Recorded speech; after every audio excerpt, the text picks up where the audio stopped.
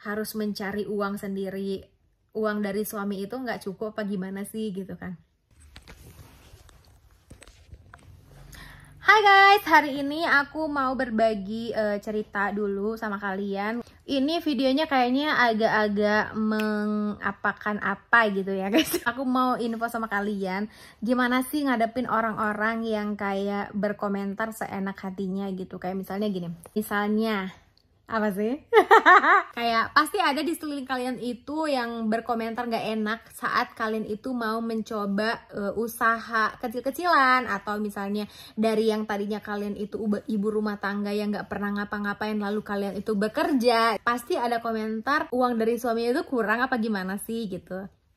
Hey guys, aku mau kasih tahu ke kalian gimana tips ngadepin orang-orang kayak gitu. Belum pernah aku dengar secara langsung ya. Untuk bisik-bisik itu pasti ada ya guys ya. Tapi ini tuh bukan di saat ini, karena aku pernah dulu itu berdagang online, tapi nggak online banget gitu ya. Tapi aku memasarkannya tuh di Instagram, dan aku tuh berjualan di lingkungan teman-teman aku aja. Sebenarnya yang berkomentar itu bukan customer aku, bukan juga orang-orang yang ada di Instagram mungkin ya, karena yang aku dengar ini tuh malah dari orang-orang terdekat. Menurut aku kalian harus stay cool aja, karena kalian itu lagi ada di masa-masa memang itu adalah sebagian dari ujian ya guys ya, untuk meruntuhkan niat kalian itu tuh untuk mencari tambahan tabungan, atau misalnya untuk membantu ekonomi dari suami gitu loh. Jujur aja saat aku mulai guys, sebentar aku mikir dulu. Oke, jujur aja sebelum aku punya niat untuk usaha itu, sebenarnya suamiku memang mau mewadahi. Kayak misalnya gini, kamu tuh kalau misalnya mau usaha kayak gitu, kamu harus punya warung-warung gitu. Memang nggak diarahkan untuk restoran yang gede gitu ya, nggak ya guys ya. Karena kayak misalnya untuk ke restoran yang gede itu kita juga harus belajar untuk manage segala sesuatunya gitu. Dan aku masih ilmu itu masih cetek-cetek banget gitu. Jadi kayak kita tuh mau mulai di warung-warung biasa aja awalnya. Aku nggak nyambung ke situ, karena menurut aku kalau warung-warung biasa dan kalau usaha yang kayak gitu, kayak makanan, di awal-awal usaha itu kita nggak tungguin, kayaknya aku nggak akan masuk gimana cara aku menghitung pemasukan dan pengeluaran ataupun kejadian-kejadian apa yang ada di situ. Walaupun meskipun ada bisa kita pasang CCTV atau apapun itulah ya, cuman kayaknya nggak nyambung aja lah. Aku pengen itu terjun langsung untuk pengen tahu gitu loh usaha aku tuh sampai kemana gitu kan tadinya. Ini aku cerita yang aku dulu ya guys ya. Nah baru aku nanti akan menyampaikan gimana tips trik untuk kalian mengatasi orang-orang seperti itu. Aku dulu pernah punya usaha. Nah untuk izin pun aku sebenarnya nggak 100% dikasih sama suamiku tuh. Karena apa? Apapun yang kita lakukan itu pasti beresiko. Yang pertama, bukan hanya omongan orang yang akan keluar dari dari yang akan kita dengar gitu lah ya. Pembagian waktu itu pun akan berpengaruh untuk kehidupan kita sehari-hari. Kayak misalnya biasanya aku akan full mataku ke anak dan suami, ini akan berubah menjadi 3 pandangannya itu dapur guys. Yang pastinya sebelumnya itu aku bisa, ya udahlah dapur singkirin dulu, bisa kita manage di setelah ngapain suami sama istri anak gitu ya. Yang seharusnya dapur itu nggak menjadi prioritasku gitu ya sehari-hari sebelum aku berusaha. Nah tapi saat aku berusaha sendiri untuk menjual makanan masakan lah ya. Kalau kalian pengen tahu, lihat jualanku adalah di Instagram Masakan Tiarahza. Dan pasti di sini yang nonton juga ada pelanggan-pelangganku juga, karena sebelum aku aktif di YouTube juga mau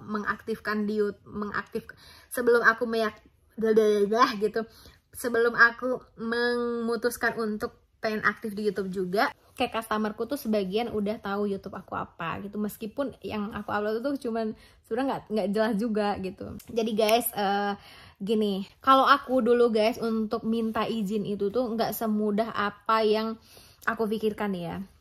suamiku tuh udah ngasih pandangan bahwa gini nanti kamu akan kayak gini gitu, terus badan akan capek atau segala macam karena kegiatan itu kan akan nambah gitu ya guys ya. Malah suamiku tuh pengennya tuh aku diem aja, udah diem gitu ngurusin anak dan suami aja. Tapi ya namanya naluri aku yang kayak bisa masak tapi apa namanya, kayak nggak tersalurkan gitu loh guys. Jadi kayak bersin dia guys. Jadi kayak teman-teman aku tuh sebenarnya support dari teman-teman aku itulah yang bikin aku tuh kayak ya udah yuk deh aku pengen cobain gitu loh. Yang akhirnya itu awal-awalnya teman-teman aku aja, kayak geng-geng aku aja gitu loh yang beli. Tapi lama-kelamaan enggak, karena support mereka juga, yang kayak mereka juga promosiin gitu bahwa ini ibunya Alfi jualan makanan juga loh guys, kayak asinan. Pertama asinan tuh yang rame banget pokoknya, terus lama-lama ke rendang, apa semua makanan yang aku jual, aku PO-in itu rame, alhamdulillah banget. Di situ aku berjalan lah guys, berjalan sampai akhirnya aku memutuskan untuk pindah ATM, boleh nggak ya? Karena sepengetahuan aku kalau misalnya kita usaha itu adalah pisah antara uang ATM jualan usaha sendiri dengan ATM dapur sendiri. Aku pengen nyoba untuk pisahin karena sejauh ini kalau misalnya kita satukan itu akan berantakan guys.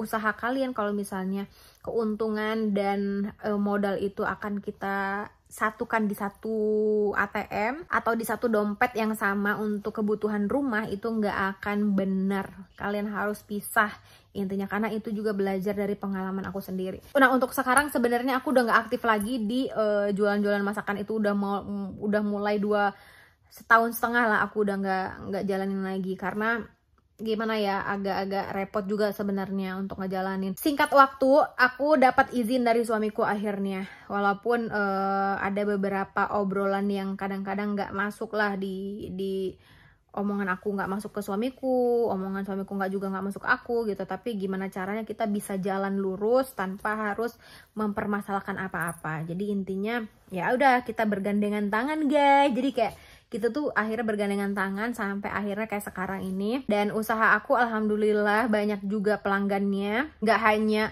orang-orang di sekeliling aku aja akhirnya. Jadi kayak misalnya dari mulut ke mulut, sampai aku pernah dapat orderan dari artis yang kalian pasti semua udah pada tahu. Dapat orderan pertama kali itu seneng banget, bukan main. Akhirnya sampailah aku menjadi pembicaraan sebagian ibu-ibu atau sebagian teman juga ada. Kenapa sih harus kerja? Kenapa sih harus berjualan? Kenapa sih harus mencari uang sendiri?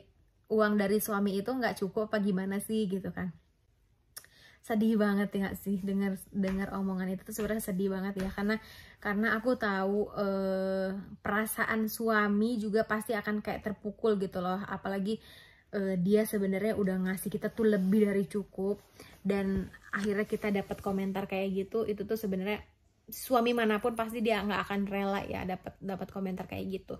Tapi ya itu adalah sebagian ujian, sebagian cobaan yang sebenarnya aku udah dapat pandangan itu tuh dari suamiku udah dari jauh kapan. Makanya saat terjadi, oh iya juga gitu loh, kata suamiku tuh kayak gitu. Tapi aku nggak, kalau kita bukan metode, jadi kayak pikiran kita tuh udah nekat aja gitu loh, kita pengen nambah tabungan aja gitu. Dan itu tuh kebiasaan kita, bukan kita kayak menjual barang orang lain, bukan gitu. Itu tuh barang kita sendiri yang kita jual gitu loh, kayak makanan tangan kita sendiri yang kita jual gitu. Kenapa enggak? Dan itu halal. Sebenarnya kembali lagi ke pikiran kita sendiri masing-masing gitu. Kita mau berubah menjadi lebih baik, atau kita mau dengerin dan ya kita kayak mau terpuruk dan dengerin habis-habisan omongan orang, itu kayaknya itu nggak akan merubah suasana juga. Jadi menurut aku sih santai aja guys, karena kayak mereka itu ngomongin kita memang ada sebabnya, karena mungkin dilihat kan kita kayak hedon misalnya, terus tiba-tiba kayak kita jualan gitu, meskipun perputaran keuangan kita tuh masih stabil-stabil aja gitu loh. Tapi mungkin orang-orang mikirnya apa ya, kayak sebagian apa ya, kayak meremehkan lah gitu. Akhirnya kayak ini orang udah nggak ini kali, udah nggak dikasih bulanan kali sama bininya, sama lakinya gitu. Padahal mah bukan bulanan aja say, kita tuh juga dapat ya udahlah ya, nggak usah disebutin. Tapi intinya guys, mau itu kita kekurangan keuangan atau apapun itu, keuangan kita tuh lagi stabil-stabil aja saat itu. Tapi ya itulah ya, kembali lagi kayak aku kalau lagi ada niat tuh nyak gitu, kayak pengen dikerjain aja langsung gitu loh, nggak mau aku ngedengerin omongan siapapun, termasuk suamiku aja. Waktu itu ya udahlah akhirnya ikutin dulu aja gitu. Sebenarnya nggak diizinin aku awal-awalnya, tapi gimana caranya biar suamiku itu percaya dan mengizinkan aku untuk berjualan makanan gitu, dan menghilangkan apa ya, kayak laki-laki tuh ada gengsinya juga kan, ada gengsinya juga kalau misalnya ternyata istrinya berdagang gitu, atau istrinya berjualan apa gitu kan, pasti ada gengsinya. Aku paham banget kok kenapa dilarang, itu bukan karena hanya terbagi waktu gitu loh, tapi mungkin ada gengsi tersendiri yang nggak bisa kita pahami juga gitu loh. Tapi aku ngebuktiinnya tuh dengan cara, gimana caranya suamiku itu nggak akan komentar selama apa ya, berjalannya aku berjualan. Contohnya kayak misalnya kebiasaan yang selalu kita buat untuk suami dan anak itu nggak boleh dilupakan. Kayak misalnya bangun pagi kita bikinin kopi, siapin air putih, makanannya jangan lupa, terus makan siangnya segala macam itu harus tersedia. Itu jangan pernah kalian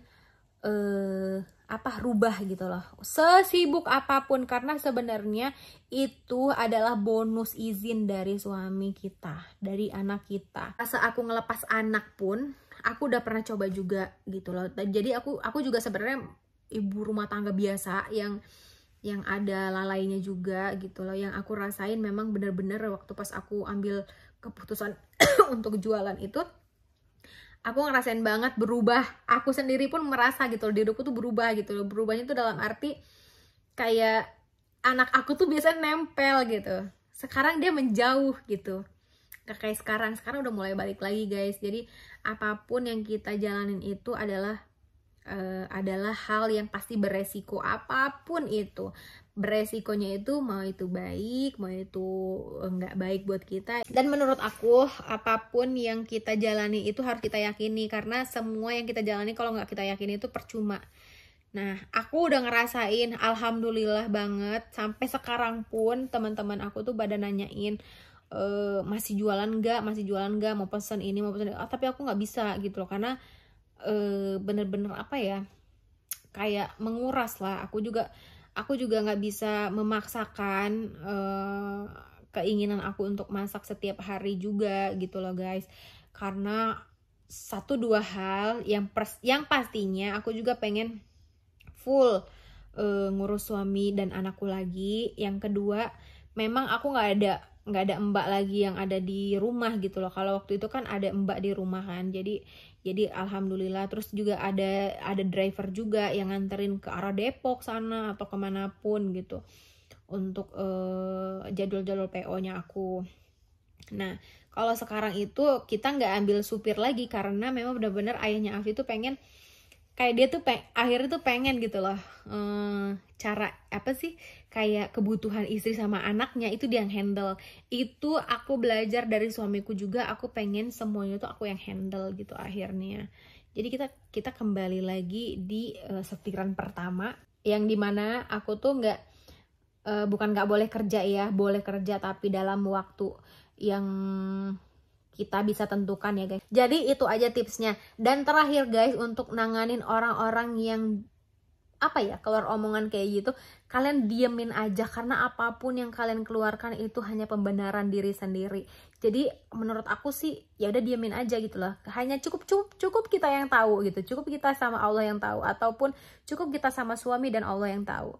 Karena segimanapun kita ngejelasin bahwa suamiku tuh ada loh, suamiku tuh bisa loh ngehidupin aku, itu mereka nggak peduli itu.